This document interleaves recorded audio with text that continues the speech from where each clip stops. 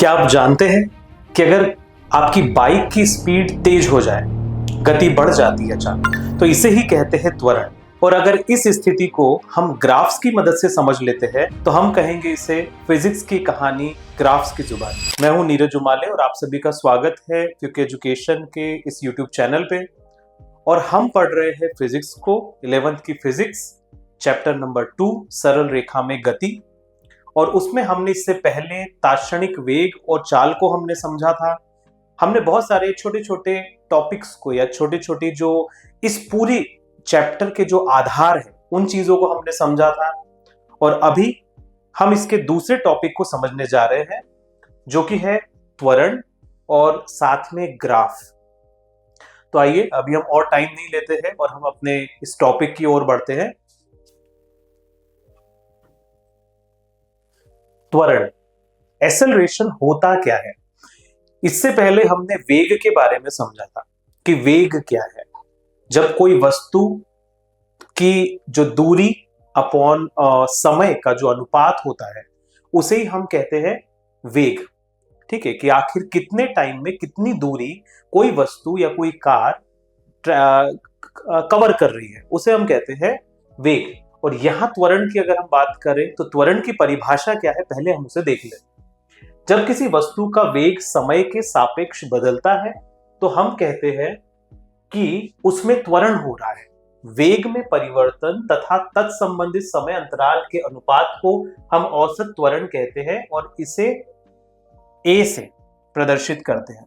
ठीक है, यहाँ ए है, ए माना एक्सेलरेशन को हम रिप्रेजेंट करते हैं। कहने का मतलब कि मान लो कोई कार चल रही है, ठीक है, और उसका जो वेग है वो वेग में चेंजेस आ रहे हैं, rate of change of velocity, जो चेंज आ रहे हैं वेग में उसे ही हम त्वरण कह रहे हैं यहाँ पे। ठीक है, टाइम के साथ वेग में परिवर्तन जो हो रहा है इसका मतलब त्वरण वहां पे उत्पन्न हो रहा है।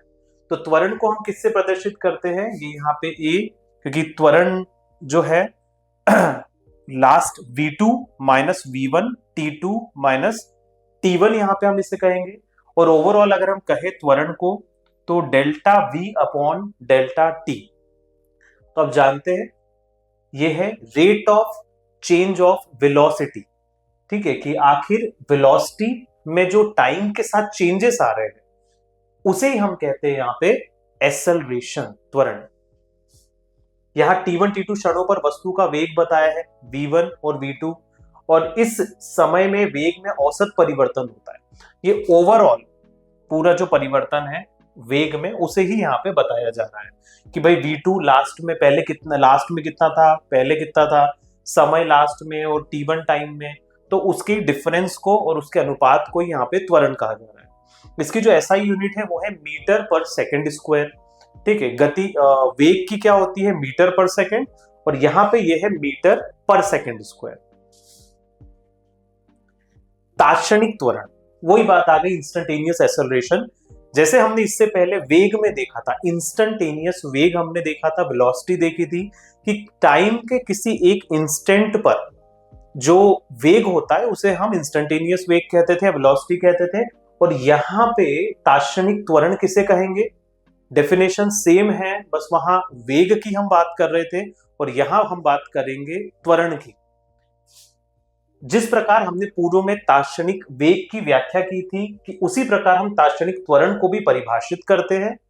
वस्तु के तात्क्षणिक त्वरण को ए से चिन्हित करते हैं, अर्थात यहां पे ये v नहीं, यहां ए रहेगा। तात्क्षणिक वेग तात्क्षणिक त्वरण, del T tends to 0 del V upon del T, क्योंकि हम बात कर रहे हैं किसी एक इंस्टेंट के ऊपर त्वरण कितना होना चाहिए या कितना होगा टाइम के किसी एक इंस्टेंट पे। फिर से मैं आपको उदाहरण दे दूं, जैसे यहां से यहां ये गति चल रही है किसी कार की, ये पूरा 15 मिनट का टाइम में ये कवर कर रहे हैं इस पूरी डिस्टेंस को। ये डिस्टेंस मान लो आपकी है 20 किलोमीटर। तो इस पॉइंट में ये समय पे माना ये टाइम t, यहाँ पे t1 टाइम है, मान लो कुछ भी टाइम है, t1 कुछ भी हो सकता है, आप 6 मिनट 15 सेकेंड 0.333 ऐसे कुछ भी आप मान लो। उस पॉइंट पे त्वरण कितना है, एक पर्टिकुलर क्षण के ऊपर, उसे ही हम कहते हैं इंस्टेंटेनियस एक्सेलरेशन।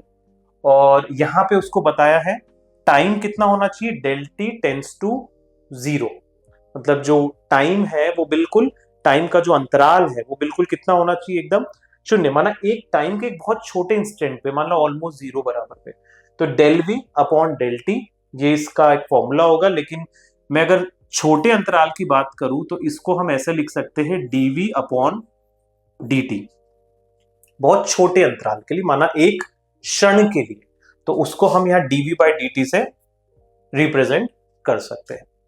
ठीक है, यहां पे ग्राफ्स के बारे में बताया, ग्राफ की मदद से ही हम त्वरण को भी समझ लेते हैं कि त्वरण की स्थिति में क्या परिवर्तन हो रहा है। अलग अलग ग्राफ से अलग अलग चीजें हमें पता चलती है।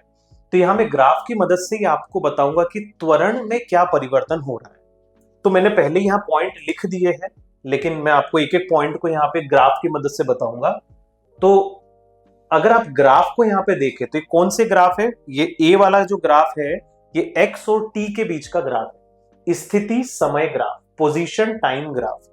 माना टाइम के साथ किसी वस्तु की जो स्थिति है उसमें क्या परिवर्तन आ रहा है, उसे हम एक्सटी ग्राफ के माध्यम से समझ रहे हैं, है ना। तो यहाँ पे दो दे दिया, हॉरिजॉन्टल आपका टाइम और ये वर्टिकल आपका स्थिति, उसकी पोजीशन में चेंज। तो समय इधर आगे बढ़ेगा और अगर स्थिति में चेंजेस है तो वो कुछ ऊपर की ओर जाते हुए दिखेगी। तो यहां लिखा है त्वरण धनात्मक है। त्वरण कब धनात्मक होगा, ठीक है, आप अगर ध्यान से देखो कि अगर वेलोसिटी बढ़ते जा रही है, ठीक है, अगर वेलोसिटी बढ़ते जा रही है इसका मतलब त्वरण भी बढ़ते जा रहा है, वो धनात्मक है। तो यहां पे अगर देखो किसी वस्तु की स्थिति ऐसे हो रही है, टाइम के साथ उसकी स्थिति बढ़ते जा रही है, वो आगे बढ़ रही है, इसका मतलब कि वेलोसिटी में भी चेंजेस आ रहे हैं। यहां आप देखोगे वेलोसिटी में जो चेंजेस है ना वो यूनिफॉर्म नहीं है, वो विषम है। क्यों, एक स्थिरता आप देखोगे वस्तु की जो स्थिति है पहले यहां पे थी, ठीक है, फिर वो थोड़ी सी धीरे धीरे चेंज हो रही है स्थिति, फिर अचानक से वो चेंज होना शुरू हुई। अगर आप ध्यान से देखो तो उसकी जो स्थिति है वो अचानक से चेंज होना शुरू हुई है। इसका मतलब कि वेलोसिटी जैसे तेजी से बढ़ने लगी होगी तो वो भी उसकी स्थिति भी बहुत तेजी से बढ़ना शुरू हुई। और अगर वेलोसिटी बढ़ रही है तो हम कहेंगे त्वरण भी धनात्मक है, त्वरण भी पॉजिटिव दिशा में आगे बढ़ रहा है और पॉजिटिव है, बढ़ रहा है त्वरण भी। मान लो इसमें अगर मैं बताऊं, ये विषम के बारे में बता रहा हूं, तो आप समझो कि एक इंस्टेंट पे सपोज 10 किलोमीटर प्रति घंटा की स्पीड से गाड़ी चल रही है, फिर उसके बाद में 12 किलोमीटर, फिर 18, फिर 21, फिर 22, फिर 24, फिर 26, 27, माना यूनिफॉर्मिटी में नहीं है। कभी वेलोसिटी जो है उसकी तेजी से बढ़ रही है, कभी कम उससे बढ़ रही है स्पीड से। तो जब वेलोसिटी ऐसी है तो त्वरण भी जो है बढ़ेगा, धनात्मक रहेगा। इसलिए यहां लिखा है कि त्वरण क्या है, धनात्मक है। सेकंड इसमें देखेंगे त्वरण ऋणात्मक। मान लो जो पोजीशन है उसकी वो चेंज हो रही है, ठीक है, तो वेलोसिटी जो है अगर वो कम होते जा रही है, ठीक है, लेकिन कम कैसे हो रही है, मान लो वो 50 किलोमीटर प्रति घंटा की रफ्तार से चल रही थी, लेकिन अब वो हो गई है 48 किलोमीटर प्रति घंटा, फिर 40, फिर उसके बाद 38, फिर 37, फिर 33 या 32 किलोमीटर प्रति घंटा। तो वेलोसिटी जो है वो कम हो रही है लेकिन यूनिफॉर्म नहीं है, विषम रूप से बढ़ रही है। तो मैं कहूंगा कि त्वरण भी क्या है हमारा, ऋणात्मक है, त्वरण ऋणात्मक हो रहा है। तीसरा त्वरण शून्य है। त्वरण शून्य कब होगा, त्वरण शून्य तब होगा जब आपकी जो वेलोसिटी है, वेलोसिटी जो है वो आपकी चेंज नहीं हो रही है, rate of change of velocity जो है वो बिल्कुल चेंज नहीं हो रही है। माना स्थिति तो बढ़ रही है, जैसे अगर मैं बात करूं सपोज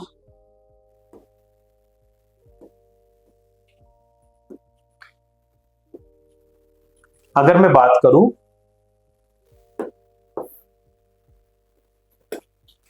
अगर मैं बात करूं तो ये स्थिति में तो परिवर्तन आ रहा है, वेलोसिटी एक कांस्टेंट हो गई है। मान लो 10 किलोमीटर प्रति घंटे की रफ्तार से गाड़ी चल रही है, तो वेलोसिटी में कोई चेंज नहीं। हालांकि प्रैक्टिकली ये पॉसिबल नहीं होता है। मान लो एक हाईवे के ऊपर गाड़ी चल रही है, लेकिन वो 10 किलोमीटर प्रति घंटा की रफ्तार से चल रही है, कोई भी ट्रैफिक नहीं है, रोड बहुत अच्छी है, 10 किलोमीटर प्रति घंटा से वो चल रही है, नो चेंजेस इन वेलोसिटी, वेग में कोई परिवर्तन नहीं आ रहा है, तो हम कहेंगे त्वरण वहां पे शून्य है। क्योंकि त्वरण की डेफिनेशन ही क्या है कि जब वेग में परिवर्तन होता है तो वहां त्वरण उत्पन्न होता है। लेकिन जब वेलोसिटी में ही परिवर्तन नहीं हो रहा है, वो एक ही गति से गाड़ी चल रही है, तो वहां हम कहेंगे त्वरण शून्य है। तो इस स्थिति में त्वरण शून्य आपको दिखाई देगा। अब यहां हम दूसरे ग्राफ की अगर बात करें तो यहां है वेग समय ग्राफ या वेलोसिटी टाइम ग्राफ। जैसे अभी हम देख रहे थे पोजीशन टाइम ग्राफ देख रहे थे, लेकिन अब हम इसमें देख रहे हैं velocity time graph, VT graph. तो वेलोसिटी टाइम ग्राफ 3-4 यहां बने हुए हैं। अभी इसमें हम देखेंगे, यहां ए में मैंने पॉइंट लिखा है, पहले लिख दिया है, मैं बना बाद में रहा हूं, धनात्मक त्वरण से धनात्मक दिशा में गति।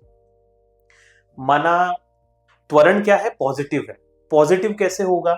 और अब जो ये यहाँ पे वेलोसिटी टाइम ग्राफ हम देख रहे हैं, इसमें एक बात ध्यान देनी है कि यहाँ पे कांस्टेंट एक्सेलरेशन का हम डिस्कशन कर रहे हैं, यहाँ पे विषम नहीं है, यहाँ पे यूनिफॉर्म की हम बात कर रहे हैं कि हमारा त्वरण जो है वो यूनिफॉर्म है, ठीक है, एक समान है।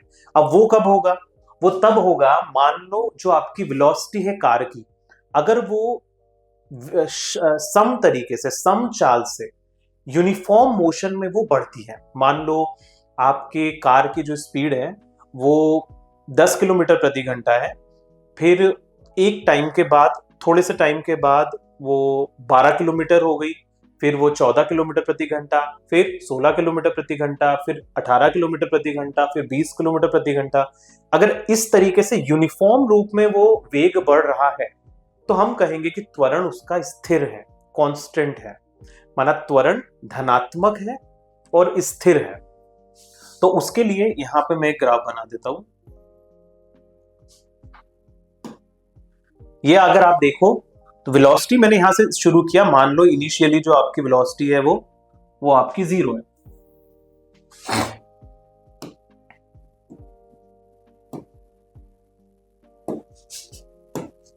मान लो यहां पे वेलोसिटी v0 है और ये बढ़ के जो भी हो गई यहां पे, तो ये क्या हो गया है आपका, यहां धनात्मक त्वरण से धनात्मक दिशा में गति। ठीक है, आप 0 से भी ले सकते हो इसे, आप यहां पे इसको 0 से भी ले सकते हो, नो डाउट, इसमें नो इश्यू, अगर आप इसको 0 से भी लेते हो। लेकिन मैंने यहाँ पे एक जगह से ले लिया, मान लिया कि किसी की जो वेलोसिटी है वो पहले से ही मैं लेके चल रहा हूं कि भाई वो 10 किलोमीटर प्रति घंटा है, 0 नहीं मानी मैंने उसे। दूसरे इसमें लिखा है ऋणात्मक त्वरण से धनात्मक दिशा में गति। अब त्वरण ऋणात्मक कब होगा, तो उसके लिए अगर आप देखो, मान लो आपके कार की जो स्पीड है वो 50 किलोमीटर प्रति घंटा है। अब टाइम के सेम अंतराल में, ठीक है, टाइम के साथ एक पर्टिकुलर टाइम के बाद उसकी जो वेग है वो 50 किलोमीटर प्रति घंटा से 45 किलोमीटर प्रति घंटा हो गया, फिर 40 किलोमीटर प्रति घंटा हो गया, फिर उसके बाद 35 किलोमीटर, फिर 30 किलोमीटर, ठीक है, फिर 25 किलोमीटर, फिर 20 किलोमीटर प्रति घंटा। अगर एक यूनिफॉर्म तरीके से, एक समान उससे वो जो गति है वो कम हो रही है, तो हम कहेंगे कि यहाँ पे जो त्वरण है वो ऋणात्मक है। ठीक है, ऋणात्मक, वैसे त्वरण को ऋणात्मक क्या कहे, अगर इंग्लिश में हम वर्ड यूज करें तो एक्सेलरेशन धनात्मक दिशा में त्वरण, और रिटार्डेशन माना मंदन, मंद होना, वो होता है नीचे की ओर, ऋणात्मक उसमें। तो यहां पे अगर मैं बात करूं, सपोज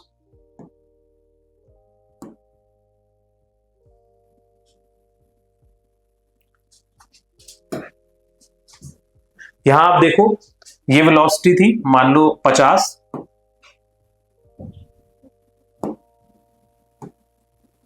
यहां वेलोसिटी थी 50, और अब ये धीरे से वेलोसिटी कम हो रही है यूनिफॉर्मली, क्योंकि सारा डिस्कशन ही हम यूनिफॉर्म त्वरण के लिए कर रहे हैं, माना एक समान त्वरण, स्थिर त्वरण के लिए।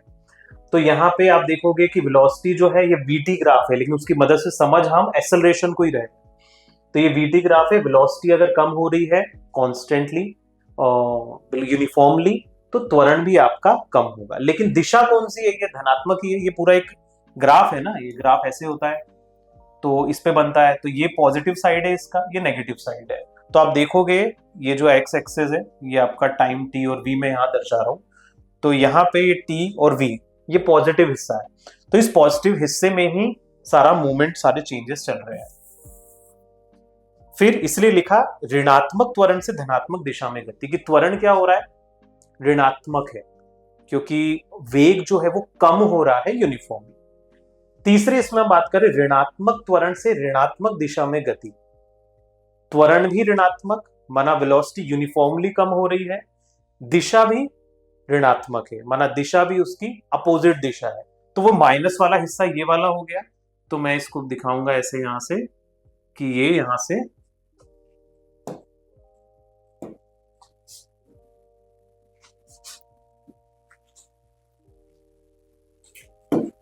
ये हो गया आपका कि ये आपका v0 है और ये आपका जो त्वरण है वो कम हो रहा है, ऋणात्मक त्वरण, और दिशा भी कौन सी है, ऋणात्मक। आई होप आपको बात समझ में आ रही हो। सारा खेल यहाँ वेलोसिटी से है, वेलोसिटी जिस तरीके से परिवर्तित होगी उसके अनुसार ही आपके एक्सेलरेशन में चेंजेस आएंगे। अब इसके बाद ये वाले में देखो, इसमें मैंने लिख रखा है पहले ऋणात्मक त्वरण के साथ वस्तु की गति जो समय के साथ दिशा को बदलती है। त्वरण ऋणात्मक मतलब आपकी वेलोसिटी यूनिफॉर्मली कम हो रही है, 50 किलोमीटर प्रति घंटा, 45, 40, 35, 30, 25, 20, 15 इस तरीके से यूनिफॉर्मली कम हो रही है। तो त्वरण भी ऋणात्मक हो रहा है, एक्सेलरेशन भी उसके अनुसार ही ऋणात्मक होते जा रहा है, ठीक है, कम होते जा रहा है। तो यहां पे अगर मैं बात करूं तो मान लो ये पॉइंट था,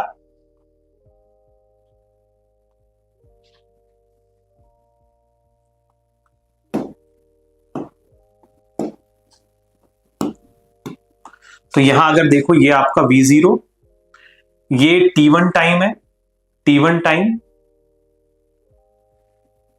तो यहां पे अगर आप ध्यान से देखो तो वेलोसिटी पहले v0 पॉजिटिव साइड में थी, ये पॉजिटिव साइड है, ये नेगेटिव साइड होता है, पॉजिटिव दिशा नेगेटिव दिशा, अपोजिट दिशा हो गई, उसको दिखा रहे हैं। तो यहां वेलोसिटी शुरू में मान लो v0 थी, लेकिन क्योंकि वेलोसिटी कम होते जा रही यूनिफॉर्मली तो त्वरण भी ऋणात्मक होते जा रहा है, नेगेटिव होते जा रहा है, और एक टाइम t1 के बाद वो दिशा को भी बदल लेता है और वो नेगेटिव दिशा में गति करना शुरू कर देता है, जाना शुरू कर देता है।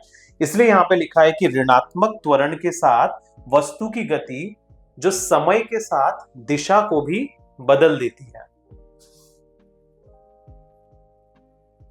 अब यहां पे एक बड़ी इंपॉर्टेंट चीज है, जो भी ग्राफ आप बना रहे हो, ठीक है, जो भी वेलोसिटी टाइम ग्राफ आप बना रहे हो, यहां पे वेलोसिटी टाइम ग्राफ बताया, टाइम टी वेलोसिटी,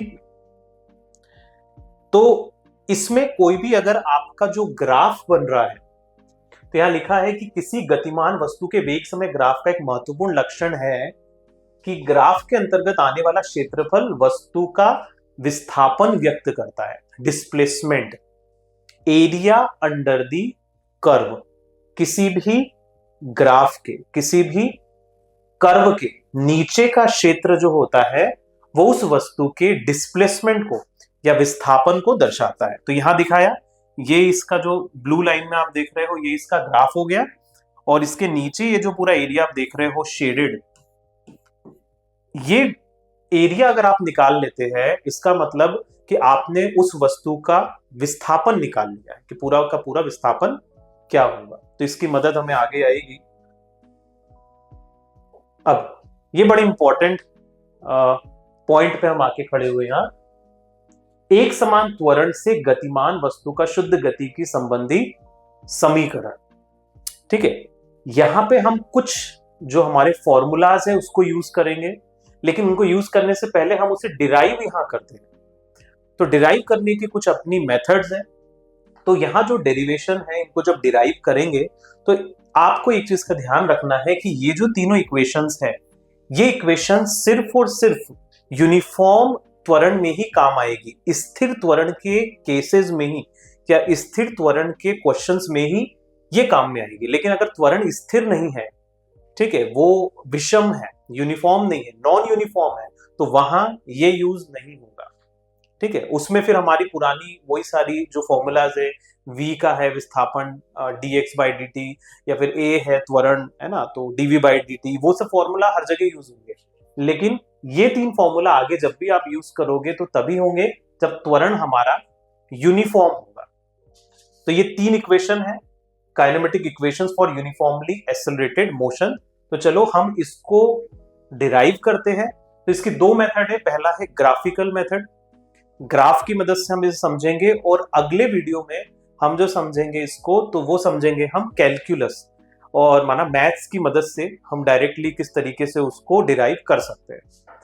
तो चलो हम इसको एक एक करके देखते हैं, जिसमें पहली इक्वेशन है आपकी ये v equal to U plus A T, S equal to U T plus half A T square, और तीसरी है v square minus U square equal to 2as। पहले कुछ टर्म्स मैं बता दूं आपको। यहां जो v है, v आपकी वेलोसिटी को ही दर्शा रहा है, लेकिन ये आपकी मैक्सिमम वेलोसिटी है, लास्ट वेलोसिटी, लास्ट स्थिति की। u है आपकी इनिशियल वेलोसिटी, माना शुरुआती वेग। हम कहें कि आखिर गाड़ी कितने शुरुआत में कितने वेग में थी, तो वो आपका u हो गया शुरू वाला, v हो गया आपका बाद वाला। यहां पे a जो है, a आपका त्वरण या एक्सेलरेशन को दर्शा रहा है, यहां पे t आपका समय, टाइम को दर्शा रहा है, और यहां पे s जो है आपका ये विस्थापन या फिर डिस्प्लेसमेंट को समझा रहा है। ठीक है, तो ये सारी जितनी भी टर्म्स है इनको हम पहले समझ चुके हैं, अभी इसी के आधार पे हम इसको डिराइव करेंगे। पहले हम डिराइव करेंगे पहली इक्वेशन को, वो है आपकी v equal to U plus A T. मैंने पहले से एक डायग्राम यहां बना रखा है, मैं आपको समझा दे रहा हूं कि आखिर इस ड्रामा इस डायग्राम में क्या क्या चीजें हैं।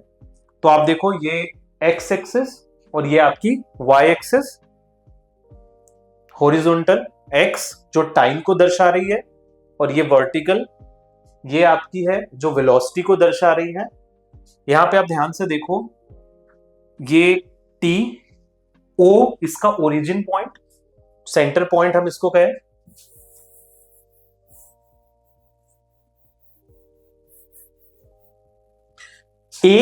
ए जो पॉइंट आप देख रहे हो, यहां से आपका ग्राफ स्टार्ट हो रहा है। ठीक है, कहने का मतलब है कि इनिशियल जो शुरुआत में जो वेलोसिटी है वो कितनी है इसकी u, और a वो पॉइंट है जहां से आपका ग्राफ शुरू हो रहा है। मान लो आप u कुछ भी होगा, ठीक है, u मतलब 10 किलोमीटर प्रति घंटा, कुछ भी आप मान सकते हो, लेकिन यहाँ पे वेरिएबल है, ये u को यहाँ रिप्रेजेंट किया है। फिर ये ग्राफ यहाँ से धीरे धीरे बढ़ते गया, टाइम और वेलोसिटी का ग्राफ है, वेलोसिटी और टाइम का ग्राफ है। तो ये u बढ़ते गया, वेलोसिटी धीरे धीरे यूनिफॉर्मली बढ़ रही है। ठीक है, तो वेलोसिटी यूनिफॉर्मली बढ़ रही है, इसका मतलब त्वरण भी धनात्मक है। ये गया तो त्वरण भी हमारा स्थिर रहेगा। ठीक है, फिर ये आगे गया, ये बी पॉइंट आपका मैक्सिमम वेलोसिटी का पॉइंट है, और वो हमने बताया है v से, ये टोटल d, ये पूरा जो बनाया है यहाँ पे, तो d लास्ट का पॉइंट है हॉरिजॉन्टल एक्सिस पे, तो यहां से लेके b तक का जो टोटल हाइट है वो मैं कहूंगा कि वो v है।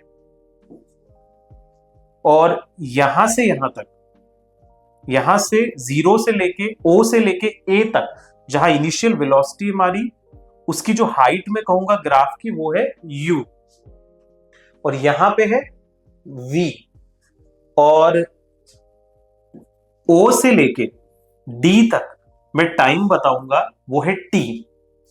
ठीक है, तो o से लेके d तक od टाइम t, o से लेके a तक की हाइट u, o से d से लेके b तक की हाइट v, और यहां पे अगर आप ध्यान से देखो तो यहां एक ट्राइंगल भी बना दिया गया है, यस, क्योंकि ट्राइंगल बन जाएगा, क्योंकि हमें इसकी जरूरत पड़ेगी विस्थापन को निकालने के लिए, और साथ ही साथ में अभी हम जब इस इक्वेशन को करेंगे तो वो भी इसी से आएगी।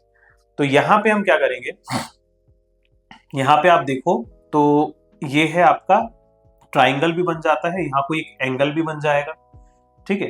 तो इस तरीके से यहाँ पे B से C की जो डिस्टेंस होगी वो क्या होगी, V minus you. I hope आपको पूरा जो ग्राफ है वो समझ आ रहा होगा। अभी हम निकालते हैं यहाँ से, इसको मुझे डिराइव करना है। तो इसको डिराइव करना है तो अगर ध्यान से देखूं मैं, तो अगर मैं यहाँ पे एक्सेलरेशन को निकालना चाहता हूं इस ग्राफ की मदद से, तो एक्सेलरेशन क्या होगा, स्लोप ऑफ द ग्राफ। ये जो ग्राफ है इसका स्लोप जो होगा वही होगा आपका एक्सेलरेशन। तो मैं एक्सेलरेशन को अगर लिखूं यहां, तो एक्सेलरेशन होगा आपका स्लोप ऑफ द ग्राफ।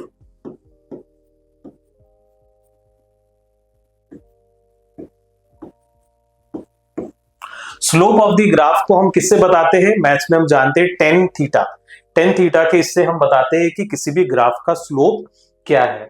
तो टेन यहां पे अगर हम बात करें तो परपेंडिकुलर अपॉन बेस, लंब बटे आधार। तो यह लंब इस ट्राइंगल में क्या है, BC, और आधार इसका क्या है, AC। तो मैं कैसे लिख सकता हूं, त्वरण को A बराबर से BC अपॉन AC। अगर आप ध्यान से देखो तो AC कितना है, AC की क्या वैल्यू है, तो AC जो है वो आपके OD के बराबर है, और OD कितना है, T। तो क्या मैं AC को T लिख सकता हूं, बिल्कुल लिख सकता हूं। BC कितना है आपका, अगर आप ध्यान से देखो तो BC है आपका, टोटल जो ग्राफ की हाइट है वो है V, और उसमें से अगर मैं DC को हटा दूं तो वो बन जाएगा आपका V माइनस यू। अगर मैं सिंपल इसमें बताऊं आपको, तो BC कितना होगा आपका, तो वो होगा BD माइनस CD, और AC कितना होगा, तो AC को मैं यहां लिख सकता हूं OD। जैसे हम यहां कर रहे थे BD minus CD upon OD, तो मैंने बताया BD ये मैक्सिमम हाइट है इस ग्राफ की, तो वो है V। तो मैं यहां लिख सकता हूं A बराबर से BD मतलब V माइनस CD जो है वो बराबर है आपके OA के, तो OA को हम लिख सकते हैं यहां U, और OD ये है आपका AC के बराबर, तो मैंने यहां OD ऑलरेडी लिख दिया था, तो OD को मैं लिख सकता हूं यहां पे T। तो अगर नेक्स्ट स्टेप में हम जाए तो ये हो जाएगा आपका AT, T को इधर भेज देते हैं, बराबर से V माइनस यू। तो इक्वेशन बन गई आपकी V equal to U plus AT। ये हम देख सकते हैं कि हमारी जो पहली इक्वेशन है वो इस ग्राफ की मदद से यहां पे डिराइव हो गई। अब इसके बाद दूसरी जो इक्वेशन है S equal to UT plus half AT square.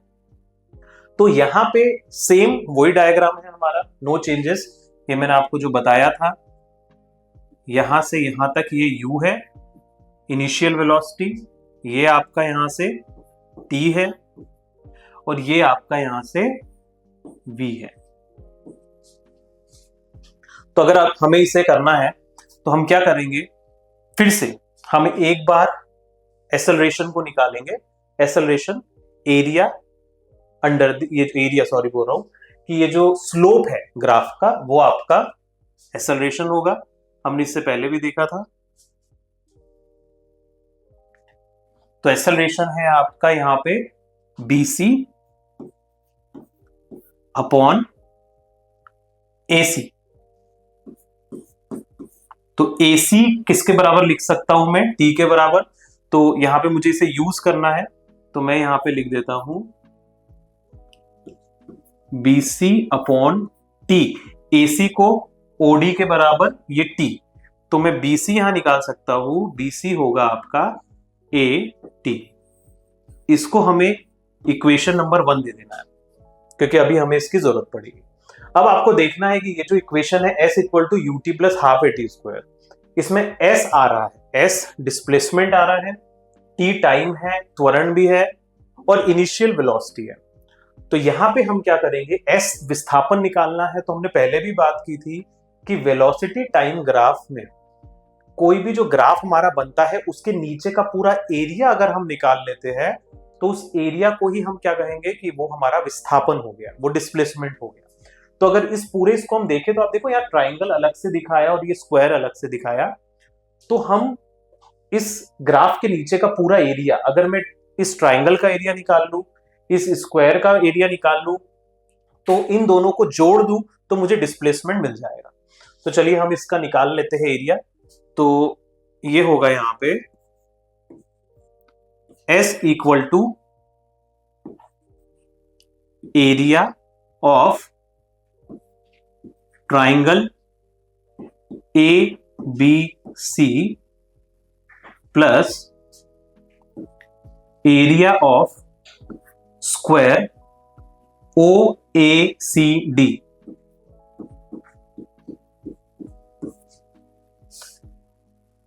एक ट्राइंगल का एरिया का फॉर्मूला क्या होता है, 1/2 उसकी जो लंबाई गुणित चौड़ाई।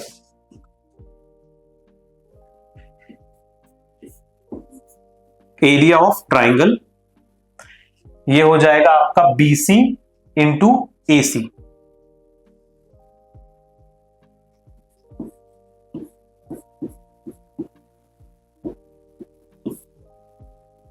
प्लस एरिया ऑफ OACD, तो ये होगा लंबाई गुणित चौड़ाई। तो लंबाई कितनी है इसकी, ये है आपका U और चौड़ाई है इसकी T।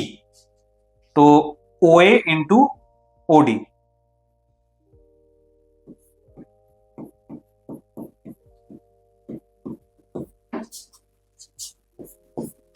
अगर मैं इसको रिप्लेस करूं यहां तो 1/2, BC को मैंने पहले निकाला था तो BC को मैं यहां 80 लिख सकता हूं,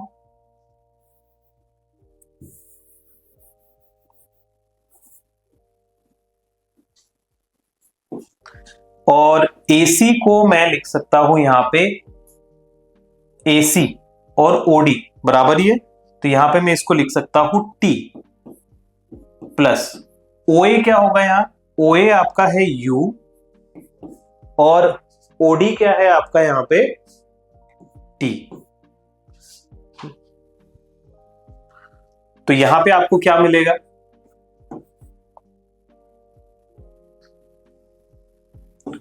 S इज इक्वल टू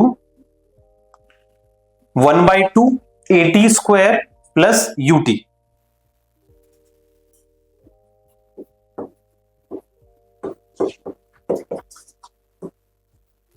और इसको थोड़ा हम इक्वेशन के हिसाब से सेट कर दे तो वो होगा हमारा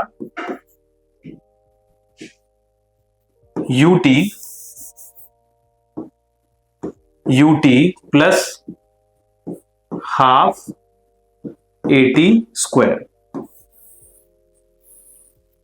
ये हो गई हमारी सेकंड नंबर की इक्वेशन आपकी शुद्ध गतिकी की, काइनेमेटिक्स की, S equal to UT plus half AT square. ये हमने इसे डिराइव कर लिया। इसको फिर पीछे से देख लेते हैं। हमने क्या किया, पहले उसका एक्सेलरेशन निकाला, फिर उसके बाद में हमने एरिया निकाला। ठीक है, ये पूरे एरिया अंडर दी कर्व, यहां मैं लिख भी देता हूं।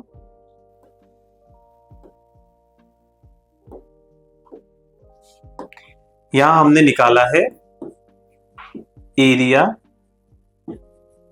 अंडर दी कर्व, माना ग्राफ के नीचे का पूरा एरिया, वो हमने विस्थापन के लिए यहां पे निकाला। अब इसके बाद तीसरा जो आपका इक्वेशन आ रही है यहां पे, वो है V square minus U square equal to 2AS। तो हम इसे डायरेक्टली विस्थापन से निकाल लेंगे, आई मीन डिस्प्लेसमेंट से, क्योंकि यहाँ पे S आ रहा है, V आ रहा है, इसमें देखो T नहीं दिखाई दे रहा है। तो यहाँ पे हमें उसके हिसाब से एरिया अंडर द कर्व जो हमने पहले भी निकाला था, लेकिन अब हम यहाँ पैरेललोग्राम का ध्यान से देखो तो ये पूरा पैरेललोग्राम है, तो इसका हम एरिया इसमें निकाल देते हैं। तो विस्थापन क्या होगा, area of parallelogram O A B D, O A B D, ये पैरेललोग्राम का पूरा एरिया। और इसका जो फॉर्मूला होता है वो होता है 1/2 total height of the graph और इधर वाली हाइट, इनिशियल वाली और लास्ट वाली, ठीक है, उन दोनों का एडिशन, वो होगा आपका क्या, B D plus O A multiply by इन दोनों के बीच की दूरी, आधार, ठीक है। ये फॉर्मूला है, आप देख सकते हो पैरेललोग्राम का, हाइट ऑफ मैक्सिमम हाइट और ये नीचे वाली हाइट इसकी बटे इसका आधार, इसका बेस, वो है इसका ओडी। तो अगर आप यहां पे करें इसको 1/2, आप ओडी कैसे निकाल सकते हो, तो मैं थोड़ा पीछे आपको ले जाऊं। अगर आप ध्यान से देखो यहां पे, ठीक है, अगर मैं यहां से ओडी को निकालना चाहूं तो त्वरण क्या होता है, A = BD - CD upon OD, ठीक है, और वो होता है A = V - U upon T। तो मैं इसको अगर देखूं, ओडी को अगर मैं इधर भेज दूं, BD - CD अपॉन A को मैं इधर कर दूं, मान लो अगर मैं इसको इस तरीके से, चलो इसको मैं वहीं पे लिख ले रहा हूं, A = BD - CD upon OD, इसको आपको याद रखना है। यहां पे मैं इधर लिख दे रहा हूं इसको। यहां पे क्या है आपका, आप देखो मैं बता रहा था A बराबर से BD - CD upon OD। BD यहां पे आपका V है, CD आपका U है, तो मैं OD को अगर इधर भेज दूं तो ये कितना हो जाएगा आपका V - U अपॉन A, ठीक है। इसको भी एक इक्वेशन दे दो, इक्वेशन नंबर 1। तो अगर मैं इक्वेशन नंबर 1 से OD की वैल्यू ये लिख देता हूं, तो पहले तो यहां देखो BD प्लस OA क्या होगा, BD आपका V है प्लस OA आपका U है, तो OD आपका क्या हुआ, V - U अपॉन A, ये आपका S चला आ रहा है। तो V प्लस U और V माइनस U क्या हो जाएंगे, ये हो जाएगा 1/2 V² minus U² upon A। और अगर मैं 2A को इधर भेज दूं तो ये क्या हो जाएगा, 2AS = V² माइनस U²। अगर मैं इसको अब सही से लिख दूं तो ये हो जाएगा V² माइनस U² = 2AS, जो कि हमारी तीसरी इक्वेशन है, V² माइनस U² = 2AS। तो हमने इसमें यह देखा कि आखिर ग्राफ की मदद से किस तरीके से हम इन तीनों इक्वेशंस को डिराइव कर सकते हैं, और इसके बाद के टॉपिक में हम ये देखेंगे कि कैलकुलस की मदद से, माना कलन के साथ, हम किस तरीके से इन तीनों इक्वेशंस को बिना ग्राफ की मदद से हम उसको भी डिराइव कर सकते हैं। तो ये टॉपिक अभी यहीं पर समाप्त होता है। स्थिति, समय और वेग के ये ग्राफ हमें कुछ सिखाते हैं कि हर लाइन कुछ कहती है, कभी सीधी कभी टेढ़ी, क्योंकि ये सिर्फ डेटा नहीं है लेकिन गति के ये जज्बात है। आप सबका बहुत बहुत धन्यवाद, और क्योंकि एजुकेशन के इस YouTube चैनल को लाइक, शेयर और सब्सक्राइब जरूर करें। Thank you so much, bye bye.